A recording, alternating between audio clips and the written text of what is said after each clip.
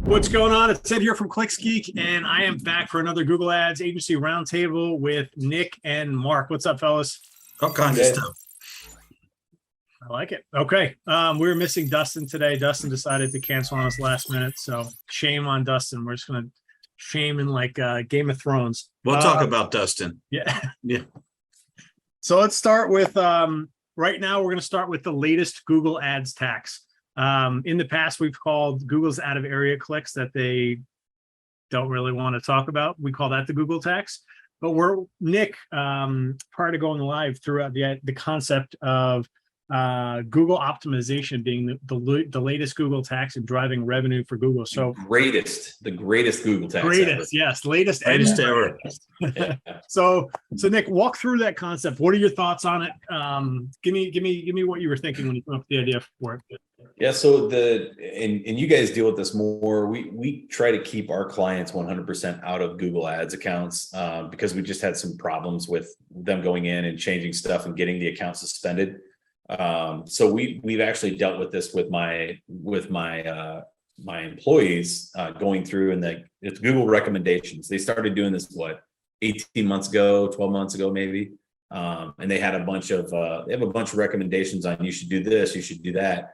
And a lot of them you look at and you just sort of laugh and be like, this is so dumb. Like, there's no way you would do this. This isn't relevant to my business. And that's the button we would usually select. What people don't know if they don't realize that you can say no to this. So there's a carrot that they dangle, that the mothership dangles. I won't use the name, but the mothership dangles to even us is if our optimization score and our MCC goes under 70%, we lose the partnership tag. So we aren't actually Google partners, even though we spend millions and millions of dollars with them. If our optimization score drops below 70%. So we've gone through, and each one of our accounts on a monthly basis will go through and opt out of a lot of those recommendations. Not all of the recommendations suck, just 95% of them. So and if you blindly click on those, so one of the greatest ones that we saw, and we had one of our newer employees do this on an account, is it would tell you, hey, you should add broad keywords. So we've got phrases and exacts. We don't really use broads. We know better than that on our stuff. They went through, and not only does it add the broads, but it removes the phrases. So it removes the current keywords that are working well and throws those out, and then puts in all broads. And a week and a half later, it comes back to me and says, hey man, this account blew up on me. I don't know why. So I just went into change history. I'm like, why in the world would you change this to this? It's like, I didn't do that. Like, yeah, you did. Then we sort of, process of elimination. Like, what'd you do on the account last time? We're looking at the notes, and he's like, added a couple of the recommendations to see how they work. Well, that was one of the recommendations he added, and it essentially blew his account up terribly. So it's a tax that they make a lot of money off of. And like you were saying, Ed, there's a good example you have on your clients calling you and asking you about it, right? Yep. Yeah, it's they think the optimization score is really like a quality score, or how good the account's going, rather than it being a metric on whether or not you're applying or dismissing Google's recommendations. So a workaround here is you want to get 100 on your score. You can either apply the recommendation or dismiss the recommendation. Either action boosts your score. So dismiss, you're going to get to that 100 no matter what. So we get clients concerned about it because they see it in there and they think it's a metric of how well we're performing for them, when in reality, it's really just, are you implementing Google suggestions? And the psychology behind it, it's a master move by Google to get them to drive broad traffic and to drive more revenue, because of that, the carrot they dangle, the good stick type thing. What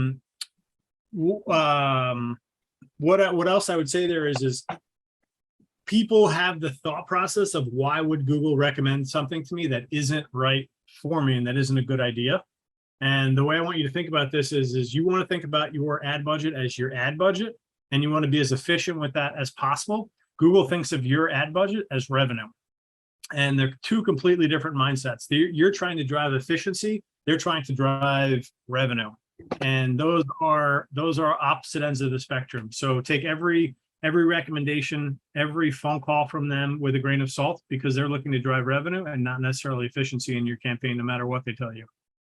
Yeah. One of the things that we tell a lot of clients when we're talking to them about stuff and they question, well, why would Google do this or why would they do that? We have to give them a quick realization of reality. You are not Google's customer. You are Google's oil or their gold or whatever they're mining. You are their revenue. Their customer is the person doing the search. And ultimately, they want to make as much money as possible. So they also want to make that customer happy, right? And that's how I think that's the big thing that we drive home with people is why should we use you over somebody else or use you instead of us doing it? Well, we're going to mine through and figure out what's the best way of giving you the best return on investment on that. Google still loves us as professionals because we're doing exactly what their customers want. We're delivering that solution. We're putting on the right landing page. We're giving them the right ad copy. We're doing the right keywords to connect the customer with the client that we're working with. So they'll give us a 50-cent cost per click when they're charging somebody else $1.52 while they're going through and clicking all the recommendations because we're doing things right. But ultimately, Google doesn't care about the mining of their oil or their gold. They're just posting your money and saying thank you. Yep. Mark, what do you got? Yeah, I think that your ad spend budget to Google is like your starting point for their revenue, and then they're going to try to do things to increase that. I've literally never heard of a Google Ads consultant call that didn't involve increasing your budget or adding attributes to your campaign that would increase your cost per click, which simply just means you're going to have to increase your budget down the road if you want to continue to get the same performance. And the metric in there is obviously confusing because we've got campaigns where first of all, we don't go in and typically apply or dismiss the recommendations, but you have to be careful because Google will also auto apply recommendations if you're not careful, and that can really blow your account up and I think there's something new on that too that I saw that was even more nefarious with how they approach that. But yeah, so those are numbers like the quality score, which we rarely pay attention to. I've literally never had a client come to me and say, we're going to quit because the quality score on this keyword or landing page is, 5.3 or whatever they are. I think they're single digits. It's always about leads, quality of leads, cost per lead, period. Yep. End of story. Yep, exactly. Okay. Let's talk about Google ad suspensions. I'd say last quarter was the most Google ad suspensions we've seen in the history of our company. And they were all for payment profile. What's that? We have payment profile is what we always get. Payment profile or circumventing systems and other random stuff that we would submit an appeal and it would get out. And it was, so there was some sort of trigger that they put in the algorithm that was wound a little too tight, that was kicking off too many suspensions. It seems to have been loosened a little bit. I'm seeing a downtick. Are you seeing a downtick, Mark? We've definitely seen a downtick. And some of the suspensions were, as you noted, quick and easy. Just submit the review, boom, unsuspended. I suspect some of the other ones, they had some history that we're unaware of that made them they had a previous account or an old balance or something, but you don't know.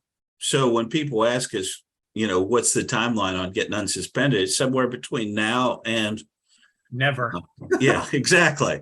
Those are the exact timelines I can give you between now and maybe never. Yep.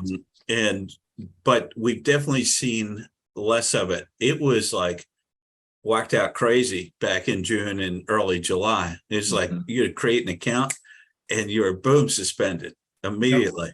Yep. And we were dealing with more of that than we had ever dealt with before. So I agree with you. I think there's an algorithmic thing.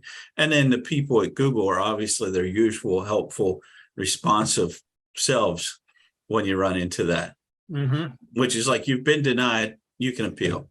Yep. Basically. Thanks. Yep. Appreciate it. All right, on to the next one. Something we've talked a lot about on the channel is the The sunsetting of ETAs, extended text ads, and the introduction or the forcing of using RSAs. Nick has a hack he's been using in that space. So walk through, I feel like we should call this the Nick episode. Nick bringing all the thunder. Right. Talk Well, working to me about, again, so you know. Hey, there you go. Talk to me about your RSA hack that you've been doing that's been working. Walk me through what's going on there. Yeah, so we had a account manager meeting this week, and we wanted to review, since the ETAs have been sunsetted, what's going on with the RSAs and what are we doing with new accounts on the RSAs. And you know, right, wrong, or indifferent, we knew that we had to give Google what they wanted and give them, you know, 2 to 3 ads in each ad group. So we just took the old ETAs and turned them into RSAs. So literally did the 3 sections, pinned them 1, 2, and 3 like we had in the ETA. Didn't change anything at all. Didn't add anything below. So when we were going and reviewing those, I was like, God, these are all poor. So they're rating, you know, on how they were doing the ad. It said ad copy relevance or whatever Google charges on that says, you know, this is a poor ad. And then we started looking at the data, and the data tells us that, yeah, Google doesn't like it, but the click-through rate's double. The cost per lead is like a third less. They're still getting a ton of traffic, and we're like, okay, so no harm, no foul. Like, and then we started testing out a couple things on the fly. Just in the meeting, I was on the big board, and I was like, okay, let's add all this stuff below it. So we filled in all the open slots, put in, you know, 10, 12 headlines, put in some more descriptions. The thing was still tracking as low. So then I took one pin off, it went to poor. Then it went to, went from awful to poor to average to good if I took those pins off. But I don't see a reason to take those pins off, honestly. If we know what is going to bring in that click-through rate, and I'm talking, it was maybe 16% click-through rate on the new RSAs that are just basically old ETAs with pins, compared to like 7%, which for us, we see an average. Yeah. Either are absurd, by the way. Yeah. If you're above the industry average of 1 or 2%, you're in a good place. So 7% is awesome. 16% is absurd. Yeah. We see a really high rate on that. So we were like, well, let's just leave it and see what happens. So we'll update you in the next month, and we're just not going to change anything. We're going to keep doing that until they tell us any different. And we're still, our ETAs that are sunsetted, that like we were talking about earlier, are still being allowed to be run. That you just can't edit them at all, right? So you couldn't change. If the page changes, you can't change it. You're going to have to put in a new RSA. With that, I would just tell people, just put it into the RSA and pin it all through and see how it performs. If you got an ad that's performed well, like we have, and we've got evergreen ads, there's no reason to go and change them all the time. If it ain't broke, don't fix it, sort of thing, right? So we've seen that as being right now it's like, oh God, we've got thousands of ads to change to, oh, never mind. So we just rolled it out to do all those changes. So after we get off, I'm gonna get with Rob and see which account we're gonna test this on. And because I know he was bummed because CTRs are definitely not as good as they used to be for certain niches. Yeah. So how are we going to test it? Pick a client and just roll out responsive ads. Yeah. Instead of ETAs. With 3. No, I'm saying test what Nick was saying with oh, okay. Yeah, with the 3 pins. Yep. Okay. Yeah, I'm curious to see. I haven't actually done an analysis. We spent so much time trying to figure out how we were going to approach it. And we've gotten decent, cost per lead and things in the niches that we're working in. I really haven't gone back to analyze ETA versus responsive, but once we get another month, we should have good data to compare it to, and see how it works. We just pinned the keyword in headline 1 in the offer, if we have one in headline 2, and then with our intake form, we're designed to have some features and benefits. And if the client knows what their features and benefits are, we include them in the RSAs. They seem to be performing okay. It was mostly every time Google does something like that, you have to scramble your processes and your team and try to figure out how you're going to implement that. Yeah. Yep. Cool. But I like that approach, Nick, is Just don't change a damn thing. Yeah, don't change the thing. We did have somebody, an independent consultant, come in for one of our clients and say that they wanted to review our ad copy to figure out how they could get better leads. And they're a branding expert. They never work in real estate, but they want to take a look at it. I just wrote back, here's the current click-through rate on those ads that we're running. And they're like, well, that's probably not, we could probably do better than that. So it was obvious that they'd never done Google ads when I sent out, I think it was a 12.5% click-through rate. And the person responded, well, let's see if we can't do some reviewing and see where there might be a disconnect. Like, from what? I'm going to be a branding expert, by the way, in my next career. I'll tell you what, that's the gig, right? Branding. Yeah. Endless buckets of money. Right. No accountability. It's the trick is to get high enough up that people are kind of blind to it and they'll happily pay that fee. At the lower level, like sub 5 million in revenue is probably not gonna they're not gonna bite on that. It's not producing results. But if you're up in that upper tier, I think you got some leeway in there. You can do branding with your clients that, like our hiring clients, we're doing branding with them, but we're telling them, tongue in cheek, like, hey, we can't track the return on this, but you can track it, but. Oh yeah, dude, we're doing the exact same thing. Like what we're talking about. But the people that come in and lead and want to charge you $3,500 a month to look at your branding and rebrand you or help you with your brand. Yep. I don't think they've ever sold. They've never sold a candy bar in their life. Oh, I think it's the difference between direct response marketing and branded marketing. And Dan Kennedy is somewhere angrily yelling at somebody about this thing. Right. But we were talking about this internally the other day about we're starting to do YouTube retargeting ads, and we're getting good cost per lead on them. And I'm like, even if we're not, these people are seeing our brand over and over and over and over and over again. And if we just go, we're going to spend X amount per month, whether or not we're getting the amount of lead flow on the back end, these people are getting bombarded with the brand over and over again.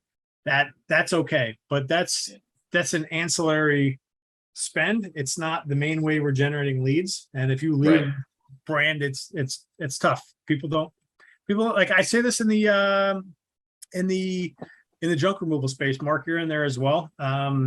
People are concerned about the franchises in the space, and they're like, well, how are we going to compete with them? And I just go, simply put, if your customers had a clue about those franchises, they would be going directly to their websites and not going junk service near me in Google. Right.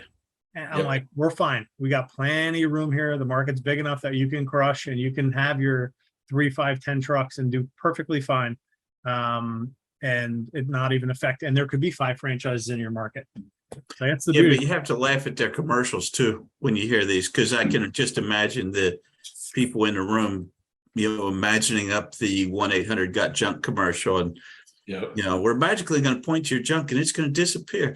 And I've been in those types of meetings with the creative types before, and it's so disconnected from the real world type of marketing that we do. I will admit that some of them have some more brand awareness. Yep. You can always just bid on that keyword if you want to. It's just a different play. I mean, in order for someone like Uber that's doing branded marketing now, in order for them to get that big, they had street teams that were going door to door in lots to pick up more limo drivers. They did direct response marketing in the beginning. They got big enough that they were able to do the branded marketing, but most local businesses don't have that luxury, and they've got to start with direct response marketing, and branding comes after the fact. Brand, you can inject brand to help increase sales conversion ratio and get people comfortable with your brand using video and stuff like that, but not necessarily leading with it, because it just doesn't work that way.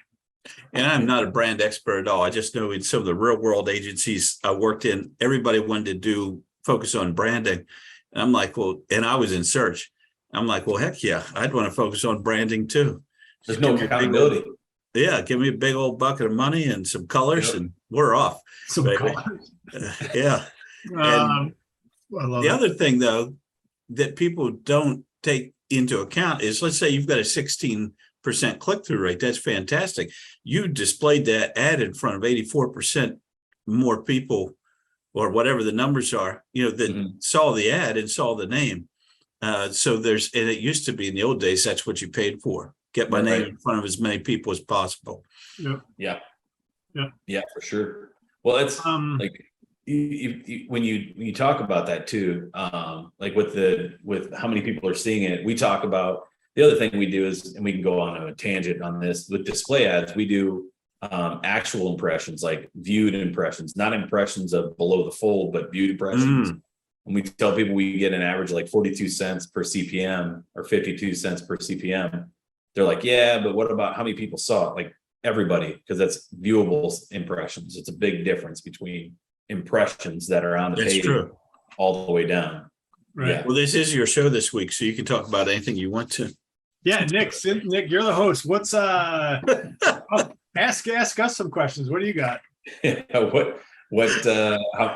How big are you going on YouTube in the next year for ad spend? Like with ad spend, we're like, I think we're at $2 or $3 grand a month now. Yeah. For yourself, but what about your clients? We haven't. We're not there. We don't get clients on YouTube. Yeah. We'll probably internally spend. I don't know. Depends on how much organic traffic we get with the channel, but probably 5 to 10 a month. Yeah. But that's retargeting. We're not doing tip of the spear discovery stuff. It's just retargeting. So a little bit less expensive. I think we're going to go heavy. And I think in the next year, if we sitting here talking in the next year, we're going to have half of our clients are running YouTube and possibly not running ad search. So really, interesting. That's something that we see. Again, it's real estate. So we're able to really earmark who we're getting in front of and how we're getting in front of them. Like that. I love that with YouTube. I think YouTube's just when marketers start to figure out Facebook sucks and TikTok's only as good as Facebook. YouTube's where it's at when you're wanting to get eyeballs on videos. But that's something that we're seeing with once we have clients buying in on doing their videos. It's like you said, Ed, do your videos, do your content, and then get that out to the masses. We're seeing some clients have some good success with that too. That's awesome. Well, video, the hardest thing is actually shooting the video. It's the easiest thing now for us, but at the beginning, I was 110 pounds heavier and just a fucking mess. And it would take me 15 to 30 takes because I used to one take every video straight through, no editing. And I get to minute 8 and mess up and it'd be like, and have to delete that video and re-record it. Reshoot the whole thing. Whole thing. We don't do any of that for clients. I have done a little bit of it, but it's all video. It's testing videos, which means you have to have multiple videos, and it's testing audiences, and it's complex and quite frankly, I've found it to be difficult. Of course, I've never worked in a specific niche, so maybe that would. That's the big thing is we can replicate that, right? Yeah, you can go through and say, okay, we know this works. Here's the 4 videos we want you to do. Here's how we siphon those through and adjust them out. But yeah, that's the big thing is figuring out what video works and then going with it. It's more akin to Facebook advertising. So if you're comfortable with that style, it'll translate over here. And you're seeing guys move from Facebook and I've seen a lot of that TikTok or Facebook onto YouTube ads.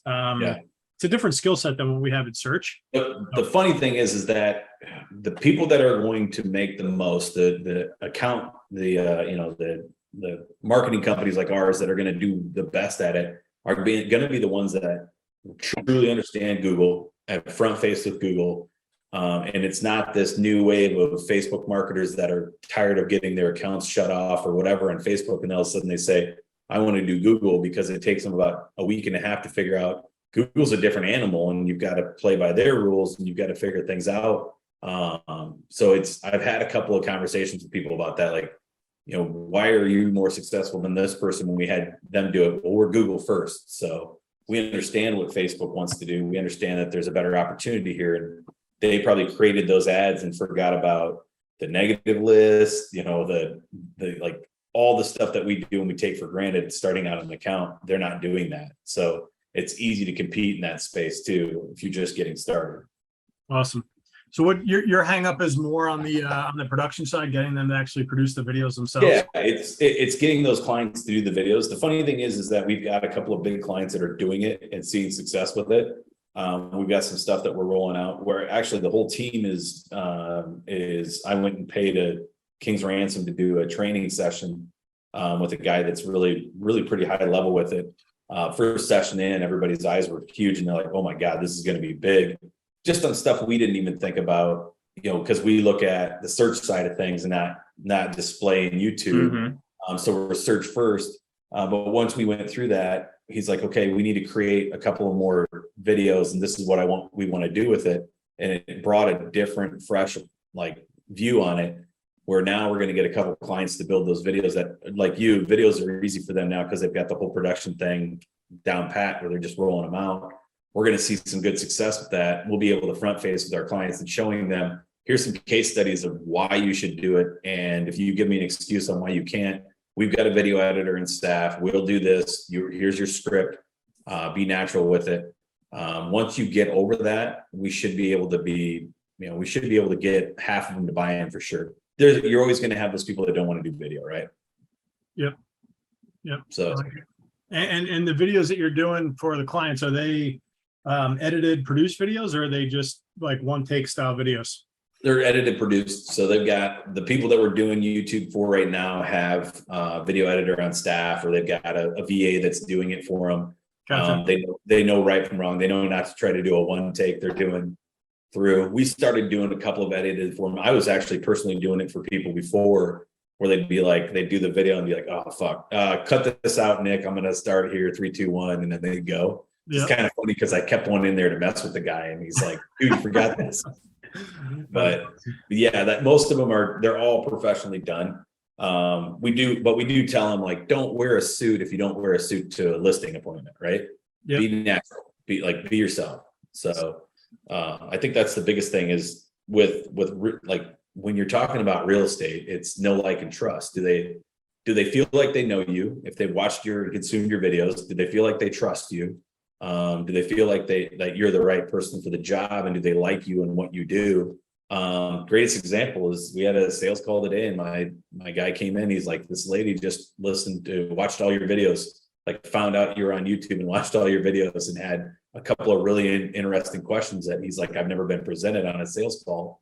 She signed up, but it was from her watching all the videos. So it's a sales call in itself, which that, but it plays out when you're talking about selling a $600,000 house.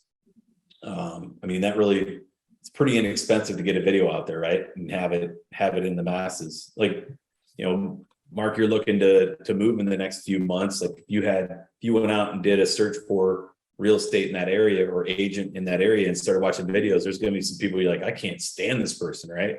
And then you're going to find one that you're like, I really like this person's personality. I'm going to work with them. Like that's real. That happens all the time now. I've noticed too that when you search an area, like, if you just do a general search on YouTube for like Tampa Bay area, at least a quarter of the videos that come up are realtors. The Tom Ferry method. It's Tom Ferry, right? Yep.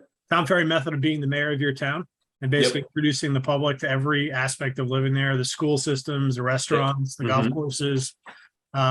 I see it. I watch from afar. I watch his style of marketing and how he's implementing it in that industry. He did an interview. I don't know when it was, with a Canadian agent that basically broke into the luxury market in rapid span. I don't know if you've seen that interview, but it went through his whole process on video, and he makes these gorgeous drone and B-roll style voiceover videos. The biggest thing about that video and that hit me is this guy was doing videos on luxury properties that he didn't even list. Yep. He's like, hey, I want to do a video on your listing and I want to show it to people on YouTube. It's this other agent's listing, but this other agent's like, sure, I'll let you like market my listing for you. And so he positioned himself as a luxury agent when he had never sold a house over, I don't know what he said, like over 400,000, right? Yeah. Yep. He's walking through all these $2 million condos and stuff like that. And he goes through the progression of how fast his average size house went up. It was incredible. And the guy's awesome. It was a good interview. And the one thing that was a great takeaway. That was a brilliant takeaway. Just so smart to do it that way. Right. I love that part. But the other part I liked was when he was like, if you're doing this outside on the street and someone's videoing you, if you're not embarrassed by how loud you sound, you're not, and like over the top, you're not doing it well enough. And he's like, you're playing a character, like a TV host on camera. Yeah. When you're introducing this property, you just got to come to life on the camera. I thought that was pretty interesting because I'm just like blathing and monotone and just, and his take was a little bit different, but I enjoyed his stuff. I really enjoyed that interview. I dug into his channel after the fact and watched a ton of those videos to see how he was doing it. Very interesting. Yeah, he's good at what he does, that's for sure. And he's put himself into an amazing spot for literally pennies on the dollar, right? Mm-hmm. Yeah. So no, that's good branding. Yeah, real good. Yeah, and that's what we're seeing. Like we're doing that branding with our clients. Like they're doing those videos right now as branding, and we're doing remarketing, retargeting onto YouTube. But there's so many more options out there. So we've had some of them branch out and have had that where they've had people walk in the door and be like, hey, I want to do a listing. I want to sign my house with you to sell it. And they're like, okay, well, they go to look through the database where you're at. I've never signed up for anything. I just watched all your videos. I don't have any questions. This is the price I think it is. Tell me what you think. And the funny thing is my client's like, dude was almost within $5,000 of what I would have listed it for. And it was a $700,000 house. He's like, guy watched all my videos and like took notes. He showed his notepad and stuff. And he's like, I've had a couple people come in off the street. We've had people call in and say, hey, we've watched all your stuff. We'd really like to go with you, not even interview you, but go with you and have you help us with XYZ. So it's relevant as hell. But to get in front of people, even if they didn't sign up, getting them back through, that's a big deal. Awesome. I like it. Yeah. I'm a fan of video. You guys can't. Yep. Now you just got to start advertising, like start doing some ad spend on YouTube side and get good with that. Yep. I could see it branching us out of our niche at some point too, just because we understand it at a high level and we can help people out with it. Got it. Would you try to localize it and bring a film team in house and do it local market, or would you do still virtual? So I'd more than likely bring a local editor and copywriter, possibly if we see it take off the way we think it could. We've got some people in the 7-figure agency that we're in that have film crews that'll go out to location, that they'll ship out, and you pay a king's ransom to do that. Like the client will. I don't know if we'd ever get to that level, but I do think having somebody in house is value to that, to have that editor sitting here. And have them, if they're a good editor, there could probably be a good person for storyboarding as well, right? And being able to deliver that, maybe. Yeah, you got it. In my experience, no. No, yeah. It's a different brain. True. It's like your website guy is not writing your website copy, Right. type of thing. Right. At least from our experience in hiring on that side. Like we've got the creative person is one role, and then we have the editor as a secondary role. And that creative role also backfills and does the titles and descriptions and tagging and stuff like that on the back end. Yep. So what other niches do you think work well? I'm thinking off the top of my head, custom pools, high-end landscape. Anything. All of it. You can, every niche lends itself to video. And you can think of it from, it just immediately creates trust.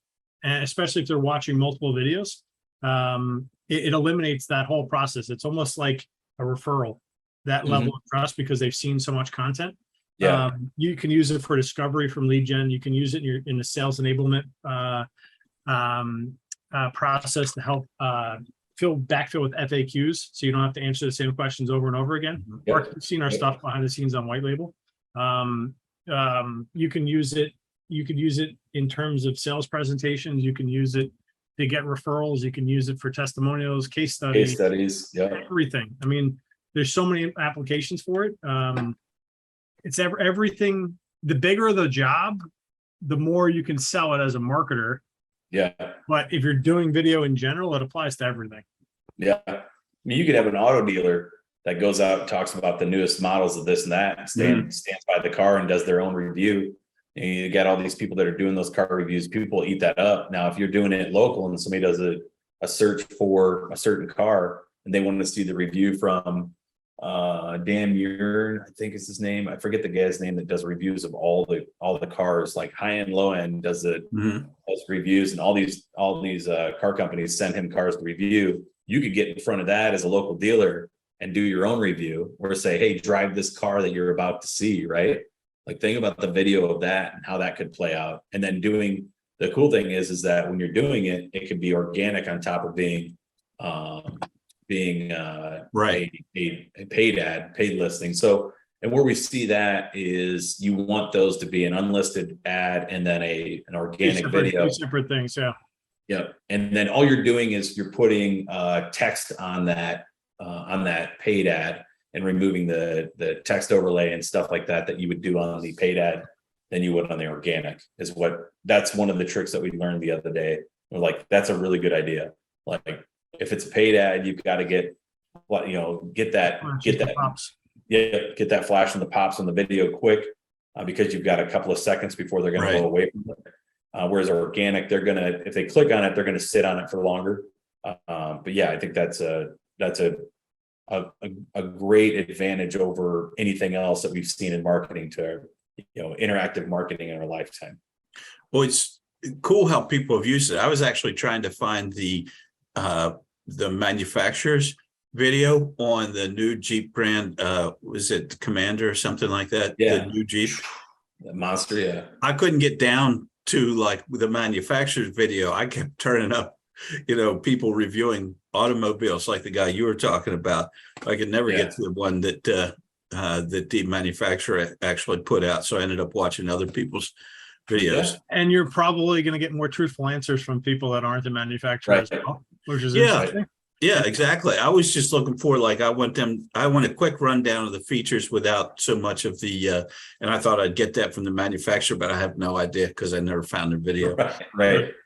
Well, I mean, that's what something like Ferry teaches. It's like, if you go to the Mexican restaurant down the street, you're doing a video review of that restaurant. Oh, and hey, by the way, I'm a local realtor and this is what I do, blah, blah, blah. At the end of it, it's basically just introducing your town to everything the town has to offer. Yep. Anything could be applied for any business. It doesn't necessarily need to be just realtors. A landscaper could do the exact same thing. A marketer could do the exact same thing. It's Does the timer going off mean Nick's time is up? Yeah, Nick's no, I have a 1 o'clock call. I gotta hop onto here in a sec, but no rush. Yeah, no, I think that's something that, again, we're going to start to lean on. Something I've told my employees that, I mean, that's something we need to look at, and, turning more into that instead of, if we want to be an agency instead of a consulting firm, we're going to have to do that more, because there are so many things that you can navigate. Remember all the stuff we used to be able to do in Google Ad search. Now they're taking that all away and they're trying to remove us entirely. Let me ask you a question in terms of adding it as a service. What are you thinking in terms of price point as an upsell? Because it's a great question. We got yelled at because our price point was too cheap. The guy's like, are you kidding me? We charge $3,500 a month for this. And I told him, well, it's probably be like $500. If we don't have to do any of the video editing, any of this, any of that, if it's a pure branding campaign we're running, it'd be like $500 a month. If it's a full-on lead gen stuff, which we're going to start to attempt, it's probably going to have to be $1,000 a month, because there's a ton of work that goes into it. Yep. Right. In testing and adjusting. But a lot of those people are saying those leads that are coming through on YouTube are just much more of a, not a hit and miss, more of a hit and hit. Like, you're getting deals off of that at a high clip compared to what you do on search. Like, you get our average client gets 2 deals out of 100 leads in Google ad search, right? On YouTube, they're saying it's like a 40 or 50% clip that they're getting. Where are you driving them to? Are you driving them to a landing page? Or are you driving to their YouTube? Trying to, contact us now, or driving them to a landing page where we're putting them back in the site. We're still testing that, right? Mm-hmm. Like, do we need to do a funneled landing page that's going to get them to where we need them to be? We're attempting to do a click to call kind of options too, where, hey, call now here, for a consultation. Maybe it's a listing video where you're pushing them to, like, check the value of your home, but if you want to just call us, we'll work through a professional market analysis on it too, right? So giving them those options. We'll see. Well, the jury's out on what works best, because we're just getting in the infancy of testing it. But we've seen so many people come to us and say, a lot of our clients have made a couple $100,000 on YouTube videos on their organic side this year on their GCI, so gross commission income. They're sold a couple $1 million worth of houses just on doing YouTube videos. Well, it makes sense. It's perfect for that industry. I mean, as Ed noted, Perfect for every industry. Every industry. Right. True. That's not off. No, it's it's guys, there's a reason I do these videos. Right. You know, I thought it was because you liked this. Yeah. Oh, of course. Yeah. I enjoy our masterminding conversations. And the video is just a byproduct of it. It's like Joe Rogan always says, I only interview people, cool people that I want to have conversations with, not people I have that conversation Selfishly. with. So, So was it better or worse without Dustin? That's, that was my question. I miss the guns. I miss the tank top. Yeah. Oh yeah, that's true. Everybody wear a tank top next time we get on there. Nice. All right, gentlemen. I'm going to turn off the recording here. If you guys need anything, links below. Nick, driven leads, Mark, inbound revenue, and that's it for today.